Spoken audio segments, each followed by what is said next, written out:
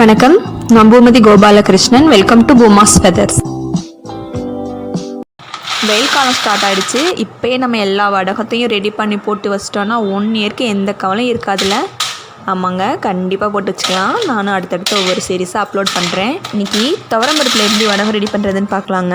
இந்த வடகம் மட்டும் நம்ம ரெடி பண்ணி வச்சிட்டோன்னா ரைஸ் சம்மந்தப்பட்ட எல்லா டிஷ்க்கும் செம்ம சைடிஷாக இருக்குங்க.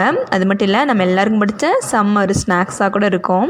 அதே போல் பருப்பு உருண்டை குழம்புலெல்லாமும் நீங்கள் அந்த உருண்டைக்குன்னு தனியாக ப்ரிப்பேர் பண்ண தேவையில்லை. இந்த உருண்டையே எடுத்து அப்படியே பொரித்து நீங்கள் ஆட் பண்ணிக்கலாம். ரொம்ப டேஸ்ட்டாக இருக்குங்க. வாங்க இப்போ எப்படி பண்ணுறது அப்படின்ட்டு பார்க்கலாம்.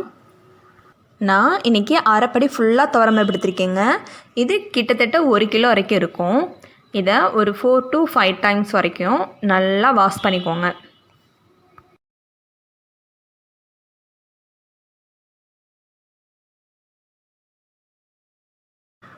வாஷ் பண்ணதுக்கப்புறமா மூழ்கிற அளவுக்கு தண்ணி ஊற்றி அப்படியே இதை க்ளோஸ் பண்ணி வச்சுருங்க. 2 மணி நேரம் நல்லா ஊறட்டும். இப்போ 2 மணி நேரம் ஆயிடுச்சு. பருப்பு நல்லா ஊறி வந்திருக்கு பாருங்கள். இந்த டைமில் கொஞ்சம் கொஞ்சமாகவும் மிக்ஸி ஜாரில் போட்டு இதை நம்ம அரைச்சி எடுத்துக்கலாம். ஒருவேளை நீங்கள் கிரைண்டரில் போடுறதா இருந்தால் நீங்கள் ஒரே ட்ரிப்பில் கூட போட்டுக்கலாம். இதில் கொஞ்சம் கூட தண்ணி சேர்க்கக்கூடாதுங்க. தண்ணி சேர்க்காம தான் நம்ம இதை அரைச்சிக்கணும். நான் இதை 3 ட்ரிப்பாக போட போகிறேன். ஒவ்வொரு ட்ரிப்லையும் 5 மிளகா வத்தல் வந்து சேர்த்துக்க போகிறேன். நீங்கள் கிரைண்டரில் போடுறதா இருந்தால் 1 கிலோவுக்கு 15 to 20 வரைக்கும் கூட நீங்கள் போட்டுக்கலாம். இப்போது இது நல்லா ஊறினதுனால ஒரு 5 to 6 பல்ஸ்லேயும் நல்லா இந்த மணிக்கு கொரகொரப்பாக ஆகிடுச்சு. நீங்கள் எப்பயே பேஸ்ட்டாக அரைச்சிடக்கூடாது. இந்த மணிக்கு கொஞ்சம் கொரகொரப்பாக இருந்தால் தான் நல்லாயிருக்கும். இந்த ஸ்டேஜில் அப்படியே எடுத்து வச்சுருங்க. ஸோ இதே போல் 3 பேட்சாக நான் போட்டு இப்போ எடுத்து வச்சுட்டேன். அடுத்ததாக அதே மிக்ஸி ஜார்லேயும் 2 டேபிள் ஸ்பூன் சீரகம், 1 கைப்பிடி கருவேப்பிலை, 2 கைப்பிடி சின்ன வெங்காயம், இது எல்லாத்தையுமே சேர்த்துட்டு இந்த டிஷ்க்கு தேவையான அளவு உப்பு சேர்த்துக்கலாம்.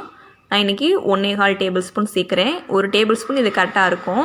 கொஞ்சம் அதிகமாக சேர்த்தா தான் நம்மளுக்கு பொரிக்கிறப்ப கரெக்ட் டேஸ்ட் வரும். ஸோ கொஞ்சம் அதிகமாக சேர்த்துக்கோங்க. அடுத்ததாக கொஞ்சமாக பெருங்காயத்தூள், இது எல்லாத்தையும் சேர்த்துட்டு இதையும் கொரகொரப்பாக தான் அரைக்கணும். 3 to 4 பல்ஸ் வரைக்கும் கொடுங்க. அப்புறமும் நல்லா அரைக்கல அப்படின்னா ஒரு 2 டைம்ஸ் வேணால் கொடுத்துக்கோங்க. அரைச்சி வச்ச அந்த துவரம்பருப்பு கூடயும் நம்ம இந்த மிக்ஸையும் சேர்த்துக்கலாம். நல்லா கையிலேயும் இதை நல்லா பிசைஞ்சு விடுங்க. நல்லா எல்லா பக்கமும் மிக்ஸ் ஆனதுக்கப்புறமா இதை அப்படியே எடுத்துகிட்டு போய் நம்ம மேலே வச்சு இது போல் கிள்ளி கிள்ளி விட வேண்டியது தான்.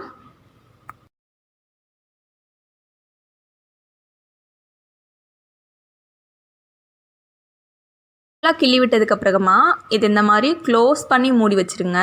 அப்படி வைக்கிறதுனால நம்ம பறவைகளோட எச்சமோ தூசியோ மணலோ எதுவுமே இல்லாமல் நம்ம இதை சுத்தமான முறையில் ரெடி பண்ணிக்கலாம். இப்போ அடிக்கிற வெயிலுக்கு இந்த ஒண்டேலேயே 3/4 காஞ்சிடுச்சுங்க. அந்த கீழ் போர்ஷன் மட்டும்தான் இன்னும் காயலை. நீங்கள் முதல் நாளேவும் இந்த மாதிரி பிச்சு அதை ஒரு தாம்பாளத்துலேயோ இல்லை முரத்துலையோ போட்டு வச்சுக்கோங்க.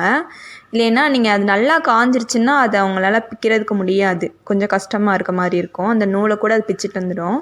ஸோ அந்த மாதிரி ஒரு தாம்பாளத்தில் மாற்றிக்கலாம். அந்த ஒண்டே மட்டும் நீங்கள் ஒரு பிளாஸ்டிக் கவரோ இல்லைன்னா ஒரு சேலையிலையோ கூட போட்டுட்டு அதுக்கு அடுத்த நாள் வந்துட்டு இந்த தாம்பாளத்துலேயே நீங்கள் வச்சு காய வச்சுக்கலாம். 3 நாள்லேயே இது நல்லா காஞ்சிருச்சுங்க.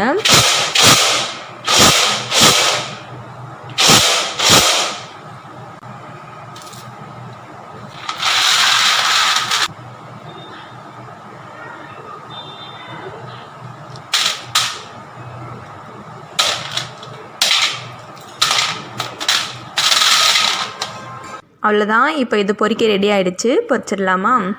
லோ ஃப்ளேம் இல்லைன்னா மீடியம் ஃப்ளேமில் வச்சு பொரிச்சிக்கோங்க. ஃபுல்லாக வச்சிங்கன்னா அதோட மேல் பாகம்லாம் நல்லா கரிஞ்ச மணிக்கு ஆகிடும். அவ்வளோதாங்க, துவரம்பருப்பு வடாமன்ட்டு இப்போ நம்ம ரெடி பண்ணியாச்சு. நல்லா கிறிஸ்பாக இருக்குங்க. இப்போ நான் சாப்பிட்டு காட்டுறேன்.